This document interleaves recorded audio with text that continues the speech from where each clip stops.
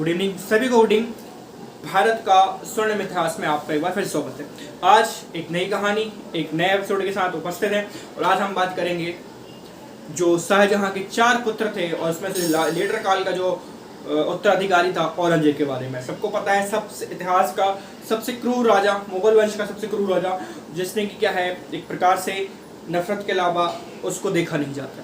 तो क्यों ऐसा होता है, क्यों उसको नफरत के निगाहों से देखा जाता है, क्यों नफरत की नज़रों से देखा जाता है, ऐसा इतिहास में क्या किया था, सारी चीज़ों की बातें हम आज करेंगे। किस प्रकार से वो राजा बना, किस प्रकार से उसके किस प्रकार से उसने विद्रोह का एक प्रकार से समापन किया और कैसी उसकी नीति थी जिसकी वजह से लोग उसको क्या है कि नफरत की निगाहों से देखते हैं। और जो तो यहाँ पर तैथ है, कईयों के लिए क्या है वो एक प्रेरणा स्रोत है और कईयों के लिए क्या है एक विध्वंसी राजा है। तो सब प्रकार की बातें करेंगे आज के हम वीडियो में, आज के इस लेक्चर में। तो सबसे पहले अगर हम चर्चा करें इस वीडियो में या इस कहानी की, तो कहानी स्टार्ट होती है शाहजहां से ही। मैं पहले उत्तराधिकारी की बात करूंगा, उसके बाद उसके जीवन की ओर जाऊंगा, उसके बाद साम्राज्य की ओर चलेंगे, उसके बाद फिर राजपूत पॉलिसी, मेवाड़ पॉलिसी और उसके विद्रोह और उस प्रकार उसकी मृत्यु और फला चीज करके क्या है मुगलों का पतन होने लगता है। इस ओर हम बढ़ेंगे और उसके बाद पतन होने के बाद फिर जो लीडर काल है उनके बारे में पढ़ेंगे और आधुनिक काल हमारा स्टार्ट हो जाएगा। तो कहानी की शुरुआत होती है कहाँ से? शाहजहां से। शाहजहां अपने 70 वर्ष की उम्र में चल रहे हैं और 70 वर्ष की उम्र में क्या है एक बीमारी से ग्रस्त हैं। उनको एक प्रकार से माना जाता है कि पेशाब की बीमारी थी, तो वो अपनी बीमारी से जूझ रहे हैं। और यही समय क्या है, जूझते जूझते क्या है 4 पुत्र है। किसके? शाहजहां के 4 पुत्र हैं। तो 4 पुत्रों में जो सबसे बड़ा पुत्र है वो है दारा शिको, जो कि क्या है पंजाब का सूबेदार है, सबसे बड़ा पुत्र है। और उसके बाद हम करें शाह सुजा की बात करें, वो बंगाल का सूबेदार है। उसके बाद करें हम मुराद, जो कि गुजरात का सूबेदार है। और लास्ट में हम बात करेंगे ये इसकी औरंगजेब की, ये दक्कन का सूबेदार है। तो औरंगजेब ने क्या है अपने शासनकाल में ही अपने बेटों को क्या है पहले से सूबेदार नियुक्त कर दिया था, अलग अलग जगह का सूबेदार नियुक्त कर दिया था, जिसमें कि दारा शिको वो हमारा पंजाब है, वो पंजाब का सूबेदार है। और जो बंगाल का सूबेदार है वो है शाह सुजा, और मुराद हमारा गुजरात का है और औरंगजेब दक्कन का। तो अपने शासनकाल के दौरान ही क्या है इन्होंने सूबेदार नियुक्त कर दिया था चारों बेटों को। इसमें से जो बड़ा बेटा है दारा शिको वो शाहजहां का बड़ा ही प्रिय पुत्र है और एक प्रकार से उसको द्वितीय अकबर के रूप में भी देखा जाता है। क्यों देखा जाता है? क्योंकि उसकी उदारवाद नीति है। वो उसने तो क्या है जो वेदों को और उपनिषदों को, किसको? वेदों को और उपनिषदों को क्या है फारसी भाषा में अनुवाद करवाया था उसका। और जो उसने क्या है ईसाई धर्म का भी अध्ययन करके रखा था। तो इस प्रकार से एक उदारवादी नीति का समर्थक था दारा शिको। 16 कुल की नीतियों में का विश्वास रखता था कौन? दारा शिको। और इसलिए क्या है जो शाहजहां को सबसे प्रिय पुत्र था कौन? दारा शिको। और अगले राजा के रूप में भी क्या है दारा शिको को देखा जा रहा था। बट नियति को कुछ अलग ही मंजूर था, इतिहास को कुछ अलग ही मंजूर था। और जो सबसे अच्छा और उसी के साथ ही क्या है सबसे गंदा सलूक होता है बाद में, और बेचारा फांसी पर भी चढ़ जाता है और उसको क्या है अधर्मी का आरोप लगाकर क्या है फांसी दी जाती है। उसका सर भी कटाकर घुमाया जाता है पूरे दिल्ली में। तो ये सब की बातें करेंगे। तो फिलहाल आप इतना समझ पा रहे होंगे कि यहाँ तक की कहानी आप समझ पा रहे हो कि शाहजहां रोल में है अभी भी कहानी के। उनके 4 पुत्र हैं और उन्हें अपने जीवन काल में ही क्या है चारों पुत्रों को सूबेदार बना दिया है अलग अलग जगह का। और ये चारों पुत्र क्या है सूबेदार है अपने अपने जगह पर, मतलब अपने अपने स्थान पर, अपनी अपनी मतलब इनको भी मतलब रियासतें प्राप्त है।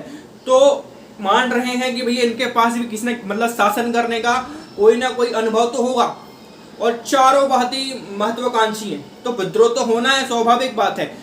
सत्ता के लिए विद्रोह होगा, क्योंकि चारों क्या है, महत्वाकांक्षी हैं, चारों पहले से ही सूबेदार बने हैं अपने अपने कहीं ना कहीं के क्षेत्र में, तो विद्रोह होगा। तो चल रहे हैं हमारे जो शाहजहां है वो बीमा चल रहे हैं, और चारों पुत्रों को क्या है अलग अलग राज्य की सूबेदारी देके रखी है। अब जब क्या है शाहजहां की जो स्थिति है वो थोड़ी और बिगड़ जाती है, तो क्या होता है, जो बंगाल का शासक है, मतलब बंगाल का सूबेदार है, कौन, शाहसुजा, जो बंगाल का जो सूबेदार है शाहसुजा, वो अपने आप को क्या है स्वतंत्र घोषित कर देता है अपने आप को कि भाई हम एक स्वतंत्र शासक है।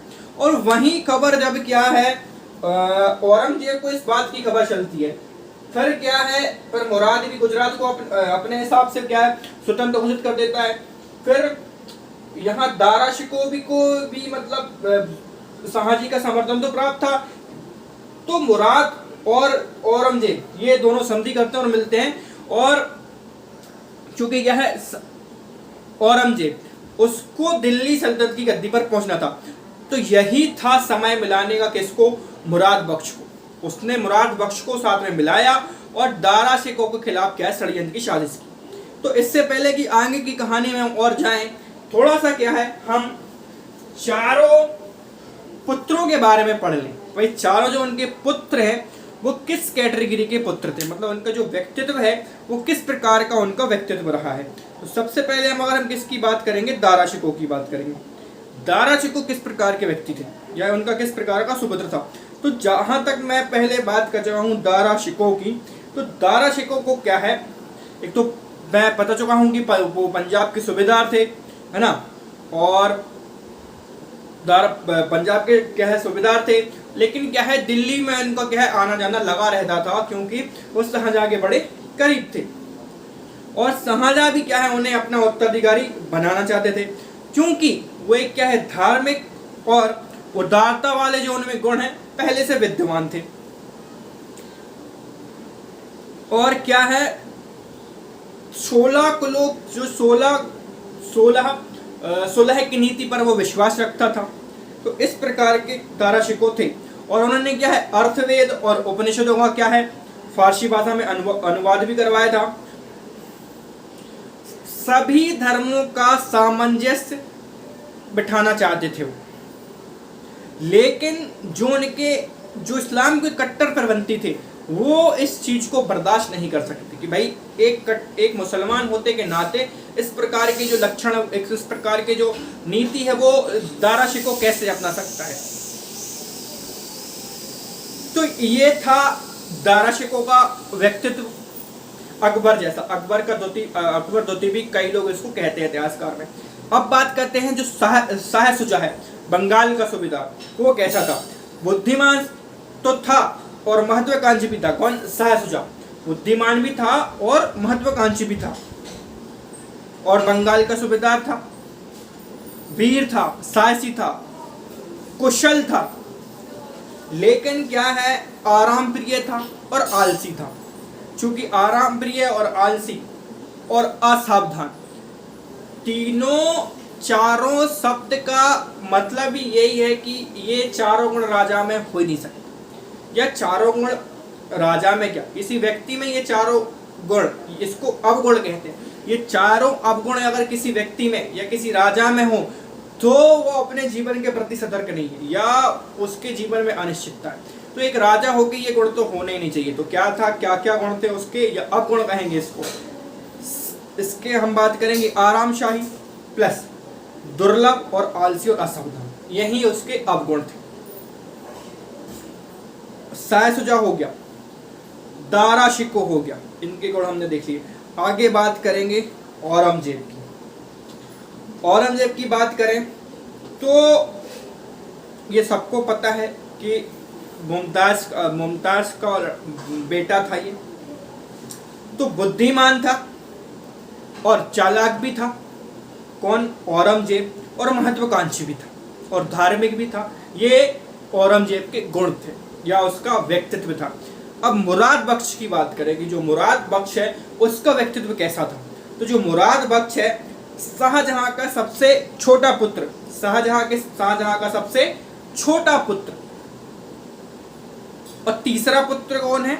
वो है औरंगजेब। तो शाहजहां का सबसे छोटा पुत्र कट्टर सुन्नी मुसलमान था, इसीलिए ना औरंगजेब के साथ मिल गया, और औरंगजेब ने एक प्रकार से प्यादा बना लिया किसको? मुराद बख्श को। और अंततः क्या है, औरंगजेब ने मुराद बख्श को भी नहीं बख्शा, उसका भी क्या है, कत्ल कर दिया।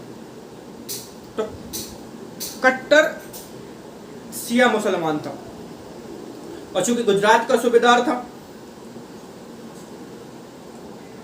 और सबसे बड़ा उसका अवगुण पियक्कड़, इसको हम कहते हैं कि विलासतापूर्ण जीवन, शराब में मग्न। तो एक राजा अगर शराब पिएगा तो क्या प्रजा को चलाए? सबसे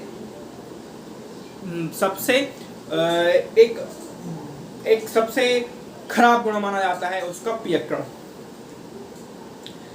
तो यहां तक आपने समझ चुके हैं कि चारों के चारों उसके जो बेटे हैं, चारों के बेटे का स्वभाव क्या था, क्या चरित्र था। अब हम बात करेंगे कि उत्तराधिकारी के जो युद्ध के कारण क्या रहे हैं, उत्तराधिकारी के युद्ध के कारण क्या रहे हैं। तो सबको पता है कि सब गद्दी प्राप्त करना चाहते थे, सब सत्ता में आना चाहते थे, सब सिंहासन प्राप्त करना चाहते थे। लेकिन क्या ऐसे तत्कालिक कारण हो गए? क्या पहले से नहीं हो सकता था कि भाई सबको अपना अपनी सुबेदारी बांट देते और एक प्रकार से सामंजस्य की स्थिति बिठाते और एकता में पिरोते? कुछ तो कारण रहे होंगे, कुछ तो परिस्थिति रही होंगी जिससे क्या है, ये उत्तराधिकारी का क्या है, युद्ध हुआ। तो क्या होता है, शाहजहां के जीवित रहते हुए उनके चारों पुत्रों के बीच उत्तराधिकारी के लिए संघर्ष लड़ जाता है, किंतु बादशाह के जीवित रहते हुए उत्तराधिकारी के लिए युद्ध लड़ते हैं चारों। यह युद्ध मुगल काल का पहला उदाहरण था। उत्तराधिकारी युद्ध में भाग लेने वाले सभी शहजादे एक ही मां मुमताज की संतान थे, सगे मां के बेटे युद्ध लड़ रहे हैं किसके लिए? उत्तराधिकारी के लिए। शाहजहां के पुत्रों के बीच होने वाला इस उत्तराधिकारी युद्ध के लिए अनेक कारण उत्तरदायक हैं, जिनमें से हम पढ़ेंगे। क्या है, उत्तराधिकारी के लिए कोई निश्चित नियम का अभाव था। निश्चित नियम कैसा कि दिल्ली के सुल्तानों की तरह मुगल में भी, हम दिल्ली सल्तनत पढ़ चुके हैं कि दिल्ली के सुल्तानों की तरह भी मुगलों में भी क्या है, उत्तराधिकार का कोई निश्चित नियम नहीं था। मतलब ये नहीं था कि भाई इसके बाद यही बनेगा, इसके बाद यही बनेगा, और तलवार के बल पर शासन प्राप्त किया जा सकता था। हमने देखा था जो हो बलवान वही हो अगला सुल्तान, जो हो बलवान वही हुआ अगला सुल्तान। तो ये तलवार के नोक पर क्या है, दिल्ली सल्तनत और मुगल सल्तनत पर क्या है, शासक का फैसला होता है कि जो रहेगा बलवान वही बनेगा सुल्तान। ऐसा दिल्ली सल्तनत किससे नहीं, दिल्ली सल्तनत से मुगल काल तक चलता रहा है। तो वैसे भी क्या है, उत्तराधिकारी को निश्चित अभाव होने के कारण भी क्या है, उत्तराधिकारी का युद्ध हुआ। इसीलिए शाहजहां के पुत्रों के बीच उत्तराधिकारी के लिए युद्ध होना है कोई नई बात नहीं थी, ये तो होना ही था। और उसके बाद करें दूसरा कारण, तो शाहजहां के पुत्रों की महत्वाकांक्षा। शाहजहां के सभी पुत्र क्या है, अत्यधिक महत्वाकांक्षी थे, चारों के चारों क्या है, महत्वाकांक्षी थे, और राज सिंहासन को प्राप्त करने के लिए उत्सुक भी थे। उनके पुत्रों में वीरता संसाधन की कोई कमी नहीं थी। मतलब सबकी अपनी अपनी सेना हुआ करती थी, सबके अपने अपने क्या है, मनसबदार हुआ करते थे। इतना ही नहीं, शाहजहां के पास अपनी अपनी सेना भी थी, और किसी भी स्थिति में अपने को कम नहीं मानते थे चारों एक दूसरे से। तो ये भी क्या बहुत बड़ा कारण है उत्तराधिकारी के युद्ध का। और क्या है, जो चारित्रिक भिन्नता भी है, मतलब डिफरेंट ऑफ कैरेक्टर्स, उनकी जो चरित्र है चारों का भिन्न है। शाहजहां के चारों पुत्र भिन्न भिन्न स्वभाव के थे, ये हमने पता कर चुके हैं, अब थोड़ी देर पहले बताया था। चरित्र भिन्नता के कारण शाहजहां के पुत्रों में परस्पर द्वेष और ईर्ष्या की भावना थी। शाहजहां अपने बड़े पुत्र दारा शिकोह को अधिक प्यार करता था, जिस कारण उसके भाई उससे ईर्ष्या भी करते थे, जो कि स्वाभाविक बात है। जो शाहजहां है वो दारा शिकोह को ज्यादा लगाव था उसके प्रति, स्नेह था। क्यों? क्योंकि दारा शिकोह बड़ा ही एक प्रकार से लघु अकबर कहा जाता है इसको। पढ़ा लिखा और पढ़े लिखे लोग किसको अच्छे नहीं लगते, तो स्वाभाविक बात है। और शाहजहां का जो प्रिय पुत्र था दारा शिकोह, इसके प्रियता तीनों भाइयों के इससे जलन होती थी।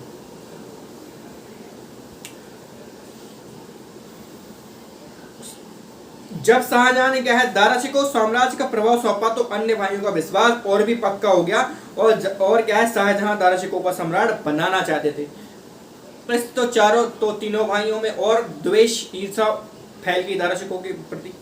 शाहजहां द्वारा दारा शाह की नियुक्ति, और जब शाहजहां ने क्या है दारा शिकोह की नियुक्ति भी कर दी तो ये भी बहुत बड़ा कारण था उत्तराधिकारी का युद्ध के कारण।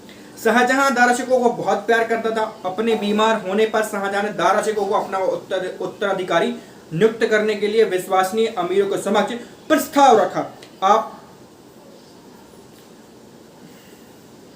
उसने क्या है दारा की मनसबदारी 40,000 से बढ़ाकर 60,000 कर दी।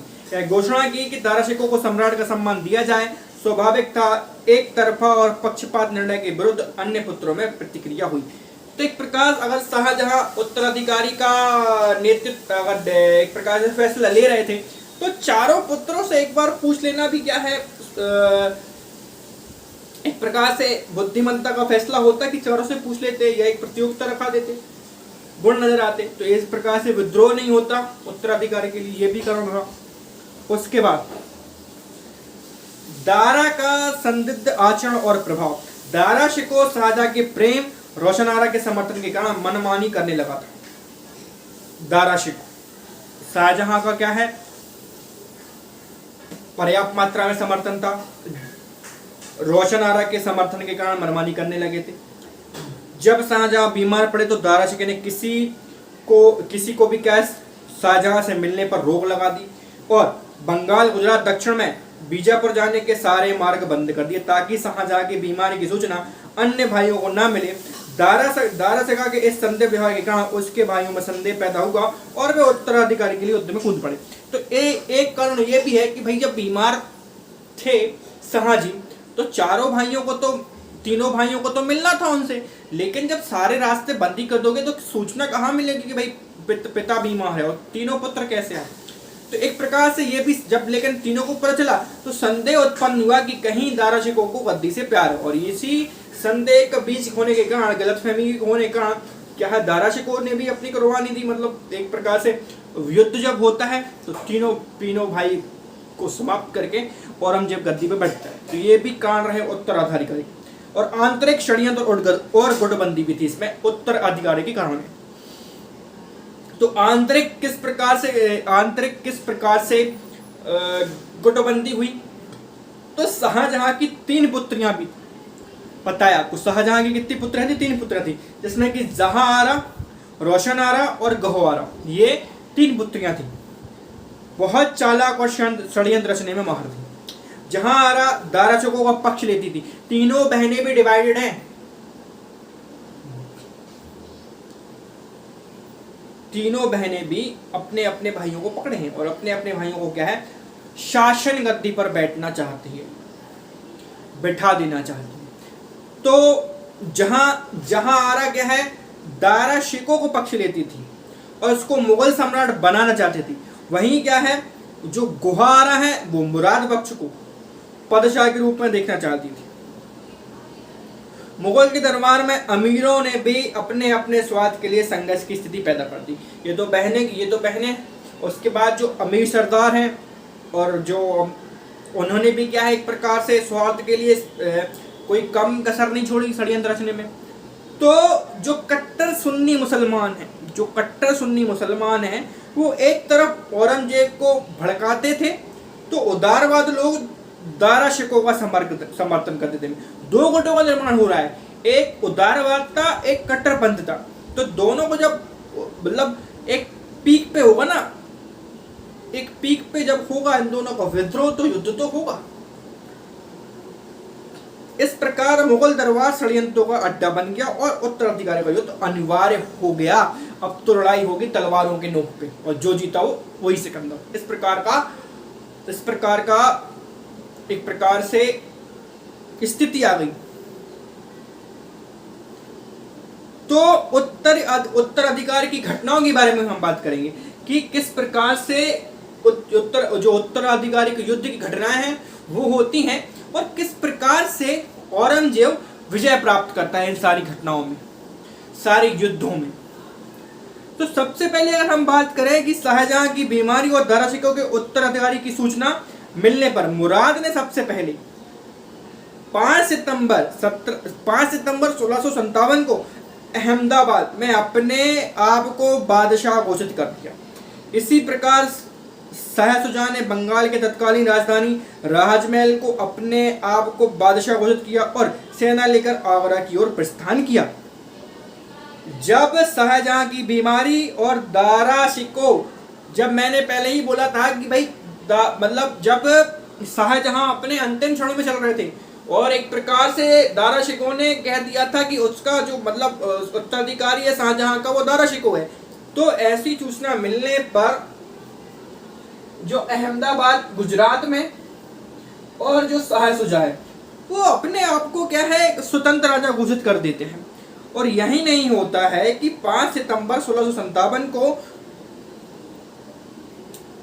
जो बादशाह घोषित करता है मुराद अपने आप, उसके बाद जो बंगाल का शासक है या बंगाल का सूबेदार है वो सेना लेकर आगरा की ओर कूच करता है कि गद्दी पे तो हम ही बैठेंगे। किंतु क्या है उस समय औरंगजेब ने बड़ी सतर्कता और कूटनीति के तरीके से मुराद और शाह शुजा को अपनी ओर मिलाने की चेष्टा की। ये है बुद्धिमानता।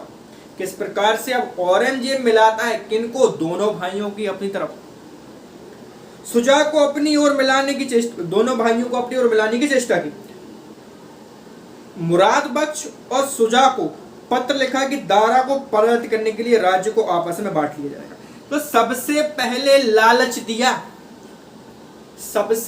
लालच दिया किसको, मुराद बख्श को, शाह शुजा को, कि भाई हम तो संत आदमी हैं। कौन, औरंगजेब, चूंकि धार्मिक व्यक्ति था, नमाज पढ़ता था, रोजा रखता था, तो कह दिया कि हमें राजपाट से मतलब नहीं है।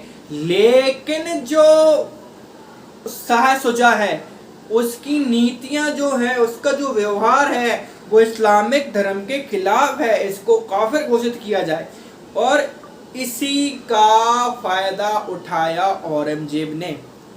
और ये नीति के कारण, चूंकि मुराद बख्श भी कट्टर हिंदू था, कट्टर मुसलमान था, और जो शाह शुजा भी है वो भी कट्टर मुसलमान। तो जब इन दोनों को अपने पक्ष में लिया, और कट्टर मुसलमान तो उसके वैसे ही पक्ष में थे, तो यहाँ पर अब क्या है, ये तो सोच ही नहीं रहे हैं मतलब अपने आप को शासक बनाने के लिए। अब ये सोच रहे हैं कि पहले दारा शिकोह को रास्ते से हटाएं, और दारा शिकोह को रास्ते से हटाने के बाद फिर दोनों में से क्या हम राज्य बांट लेंगे। ऐसा प्रस्ताव रखा था औरंगजेब ने। लेकिन वक्त को तो कुछ और ही मंजूर था। वो अपना दिमाग लगाया था कि भाई पहले हम दारा को तो हराएं, फिर जो मुराद बख्श है और शाह शुजा है उसको तो हम हरा ही देंगे। अपने अपने बादशाह बनने की नीतियां। हाँ, तो सबसे पहले क्या है, बहादुरपुर का युद्ध है 24 फरवरी 1658 ईस्वी में होता है। किसका, बहादुरपुर का युद्ध। शाह शुजा की गतिविधियों पर नियंत्रण लगाने के लिए शाहजहां ने दारा शिकोह के पुत्र सुलेमान शिकोह मिर्जा राजा जयसिंह एवं दिलेर खां को नियुक्त किया। बनारस के निकट पहुंचने पर बहादुरपुर में 24 फरवरी 1658 ईस्वी को शाहजहां और शाही सेना के बीच युद्ध हुआ, जिसमें शाह शुजा पराजित हुआ और उसको बंगाल लौटना पर विवश होना पड़ा। तो जब शाही सेना लेके आ रहा था कौन, शाह शुजा, तो इसी बीच क्या होता है, जो शाहजहां है वो दारा शिकोह के पुत्र सुलेमान और राजपूत राजा जयसिंह उसको नियुक्त करता है कि वो जाके शाह शुजा को रोको। तो वो रोकते भी हैं और इस प्रकार से शाह शुजा वापस क्या है बंगाल चला जाता है। ये था बहादुरपुर का युद्ध। आगे बात करें, मुराद और औरंगजेब की संधि भी होती है इसी बीच। किसकी? मुराद और औरंगजेब की संधि भी होती है। मुराद बख्श क्या है 5 दिसंबर 1657 को अहमदाबाद में क्या है अपना राज्याभिषेक करा लेता है कि भाई वो तो स्वतंत्र राजा है। किसका? गुजरात का। मालवा में औरंगजेब ने मुराद बख्श को एक समझौता किया और विजय के बाद साम्राज्य को बांटने का निर्णय लिया। औरंगजेब और मुराद बख्श के बीच जो कि अहदनामा समझौता हुआ था। कौन सा समझौता हुआ था? अहदनामा समझौता हुआ। उसमें क्या है, दारा को रईस अल मौलाहिद मतलब अधर्मी शहजादा कहा गया था और औरंगजेब और मुराद बख्श का अहदनामा अल्लाह और पैगंबर के नाम स्वीकृत किया गया, जिसके कारण क्या है निम्नलिखित थे उसके मतलब जो समझौते की शर्तें थी वो क्या क्या थी। लूट के माल पर क्या है 1/3 भाग का क्या है मुराद का अधिकार होगा, लूट के माल पर 1/3, और 2/3 भाग पर क्या है किसका अधिकार होगा? औरंगजेब का। विजय के बाद पंजाब, अफगान, कश्मीर और सिंध मुराद बख्श को मिलेंगे और वहां अपने वह सैन्य क्या है सिक्के चलाएगा और क्या है बादशाह के रूप में अपना वो नाम घोषित कर देगा। ये इस प्रकार से शर्त थी। इस प्रकार मुराद बख्श और औरंगजेब ने शाही सेना का सामना करने के लिए संयुक्त योजना बनाई। अब ये क्या है शाही सेना का सम्मान करेंगे कौन? क्या सामना करेंगे कौन? मुराद बख्श और औरंगजेब। दारा शिकोह ने अपने भाइयों की विरोधी गतिविधियों की सूचना मिलने पर क्या है जोधपुर के राजा जसवंत सिंह और कासिम को उनके दमन के लिए नियुक्त किया। अब यहाँ पर एक प्रकार से क्या है औरंगजेब मुराद बख्श से मिल गया और क्या है अब वो शाही सेना का सामना करने के लिए बिल्कुल तैयार है।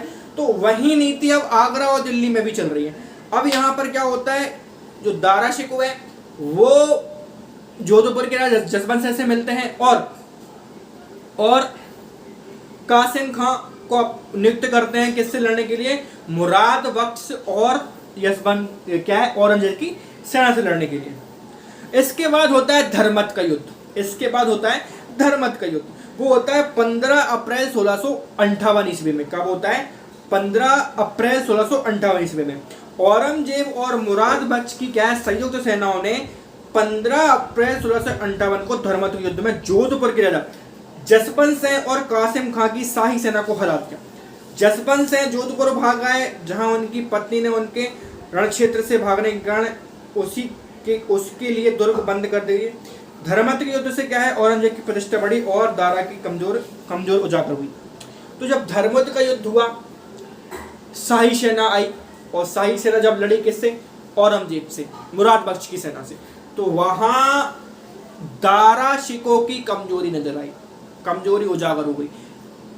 जसवंत सिंह रण क्षेत्र से भाग गए और वहीं उनकी पत्नी ने क्या है दुर्ग ही बंद कर दिया कि तुम युद्ध से भागो, मतलब तुम्हारे लिए किले नहीं खोलेंगे।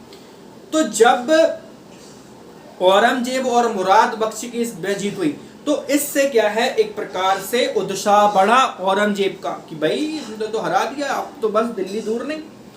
ये धर्मत का युद्ध था। उसके बाद सामूगढ़ का युद्ध 29 मई, एक महीने बाद 29 मई 1658 ईस्वी में होता है। धर्मत के युद्ध में शाही सेना की विजय की सूचना मिलने पर दारा शिकोह एक विशाल सेना लेकर आगरा के दुर्ग से 8 किलोमीटर पूर्व सामूगढ़ पहुंचा। जब मिला कि भैया धर्मत में युद्ध तो हार गए, तो अब क्या है दारा शिकोह खुद ही गए लड़ने के लिए। किससे? औरंगजेब की सेना और मुराद बख्श की सेना से लड़ने के लिए, और 8 किलोमीटर दूर सामूगढ़ में पहुंच गए। औरंगजेब और मुराद बख्श की संयुक्त सेना ने सामूगढ़ के मैदान में 29 मई 1658 ईस्वी में क्या है दारा शिकोह की शाही सेना को पराजित कर दिया। यहां भी दारा शिकोह को मुंह की खानी पड़ी। सामूगढ़ के युद्ध और दारा की पराजय ने शाहजहां के पुत्रों के बीच उत्तराधिकारी का युद्ध व्यवहारिक रूप से निर्णय कर दिया था। दरअसल हिंदुस्तान के सिंहासन पर औरंगजेब का अधिकार सामूगढ़ में प्राप्त उसकी विजय का तर्कसंगत परिणाम था। इस युद्ध के बाद ये तय हो गया था कि अब जो सरदार बनेगा, अब जो सुल्तान बनेगा वो बनेगा औरंगजेब।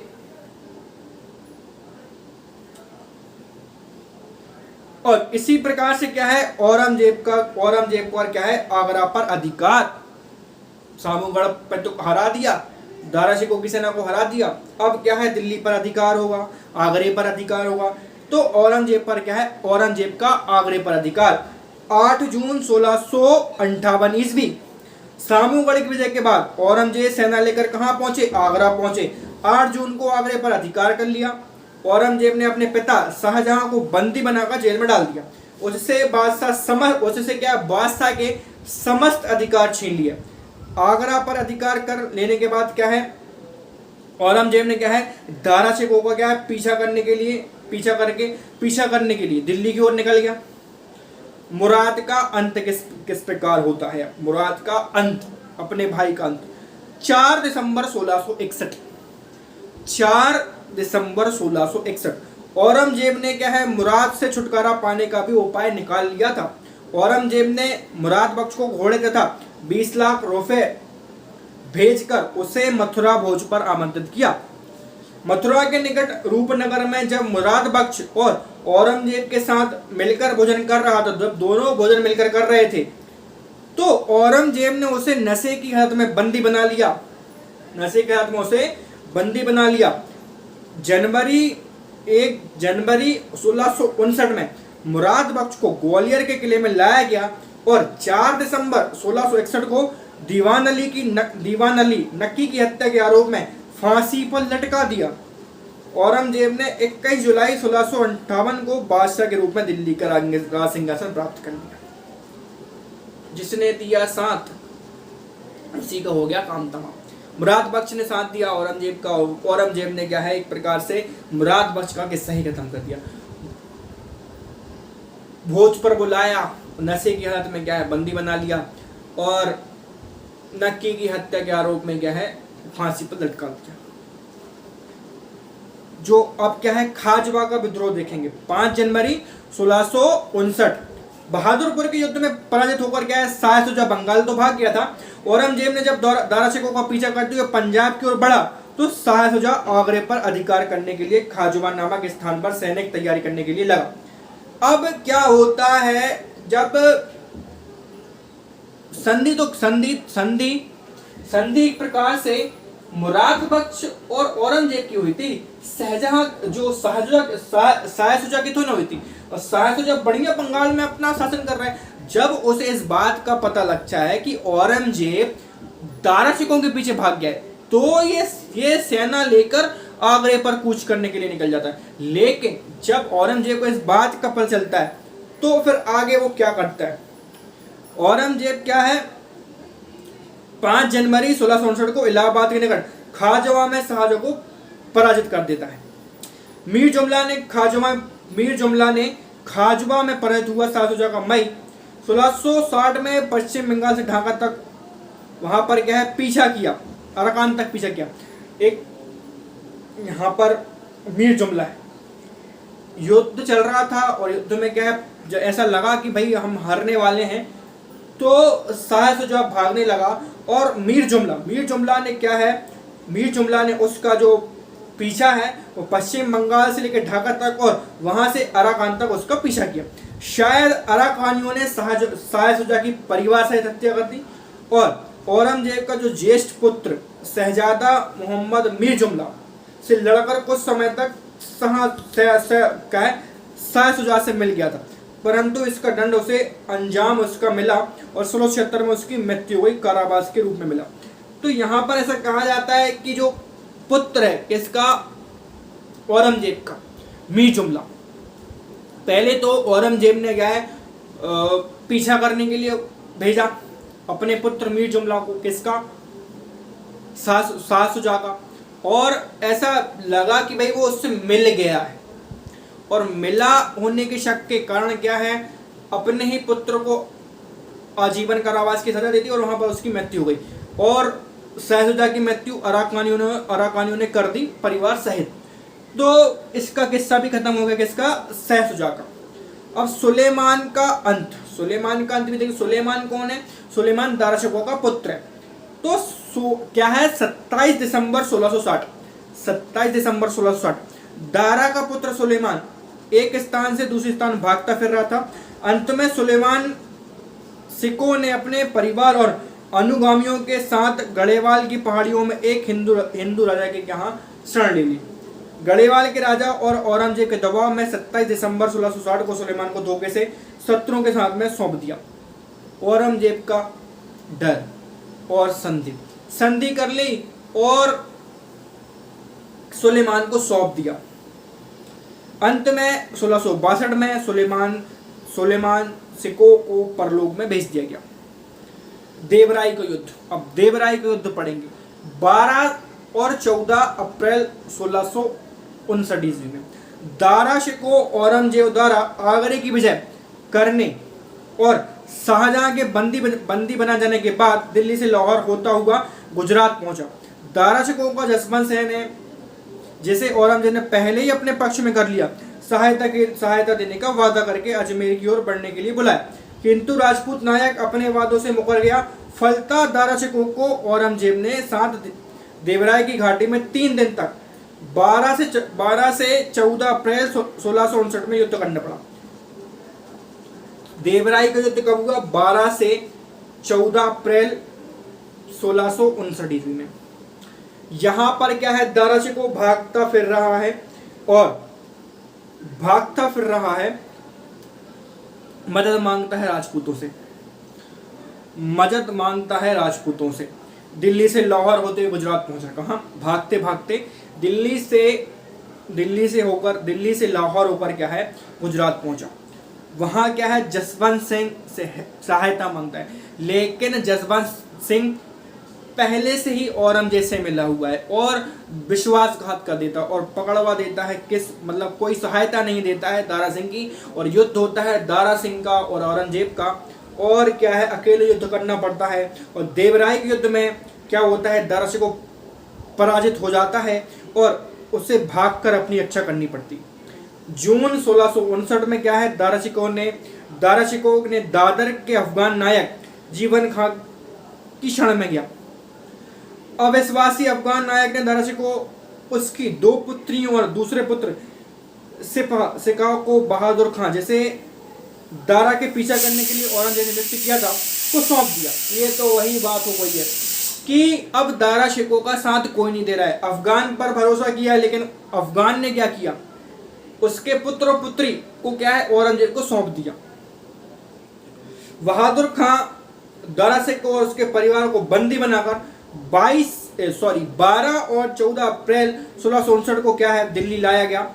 औरंगजेब ने 29 अगस्त को दारा शिकोह को एक गंदे हाथी पर बिठाकर संपूर्ण नगर में घुमाया और अपमानित किया। कितना व्यवहार किया जाता है औरंगजेब के द्वारा। एक प्रकार से वो दिखाना चाहता था जनता को कि ये एक काफिर के साथ ऐसा ही सलूक होता है। जो उसके कट्टर मुसलमान थे, समर्थक है, उसकी खुशी के लिए ऐसा किया उसने। अब दारा शिकोह का भी अंत हो जाता है। 30 अगस्त 1659 ईस्वी में क्या होता है, न्यायाधीशों के कोर्ट में 13 अगस्त को दारा शिकोह पर क्या है, काफिर होने का आरोप लगाकर उसे मृत्यु दंड दिया जाता है। दारा शिकोह का जो सर है उसको काट कर उसके शव को क्या है, दिल्ली की सड़कों पर घुमाया जाता है। अंत में उसे हुमायूं के मकबरे में दफनाया गया। दारा के साथ इस अपमान का जनक व्यवहार की चश्मदीद गवाह वेनियर ने लिखा है। किसने लिखा? वेनियर ने लिखा है कि विशाल भीड़ एकत्रित थी, सर्वत्र मैंने लोगों को रोते हुए लगते हुए तथा दारा के भाग्य पर शोक प्रकट होते हुए देखा है। औरंगजेब ने दारा शिकोह के कनिष्ठ पुत्र सिकोह और मुराद बख्श के पुत्र इज्जत को भयानक प्रतिद्वंद नहीं माना और उन्हें जीवन दान दे दिया। बाद में सिकोह को इज्जत को क्रमशः औरंगजेब की 3री और 5वीं पुत्रियों के साथ विवाह कर दिया। मतलब जो मुराद बख्श के पुत्र और पुत्रियां और जो दारा शिकोह के पुत्र और पुत्रियां, उनको कोई नुकसान नहीं पहुंचाया, बल्कि अपने पुत्र और पुत्रियों से उनका विवाह किया। तो इस प्रकार से वो सत्ता की गद्दी पर बैठा।